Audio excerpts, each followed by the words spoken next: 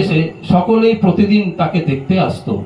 বয়স বৃদ্ধির সঙ্গে সঙ্গে নিমাই এক খেয়ালি ও চপলমতি বালকে পরিণত হয়। 5 বছর বয়সে পাঠশালায় প্রবেশ করে তিনি স্বল্পকালের মধ্যেই বাংলা শিক্ষা করে ফেলেন।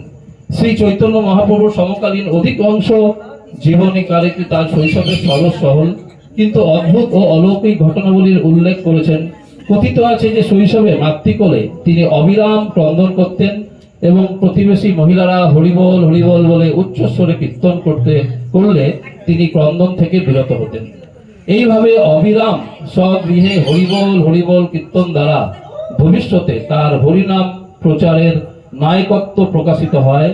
এক সময় তার মাতৃদেবী নিমাইকে মিষ্টি দ্রব্য প্রদান করেন।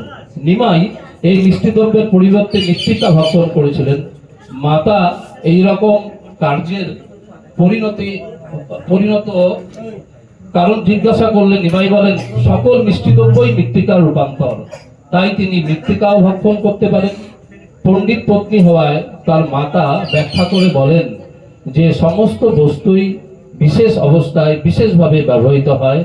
পুজোর আকারে মাটি জলের পাত্ররূপে ব্যবহৃত হয়, সেই মাটি আবার যখন ইটের আকারে রয়েছে তখন জলের পাত্ররূপে তা ব্যবহৃত হয়। তাই মিষ্টি দ্রব্য অবস্থায় মাটি আহার্য হলেও অন্য অবস্থায় মাটি আহার্য নয়। এই কথা শুনে বালক নিমাই তার ব্যাখ্যা হৃদয়ঙ্গম করলেন এবং মাটি খাওয়ার জন্য নিজ নির্বুদ্ধিতা স্বীকারও করলেন। ভবিষ্যতে এইরকম ভ্রম পরিহারে স্বীকৃত হলেন।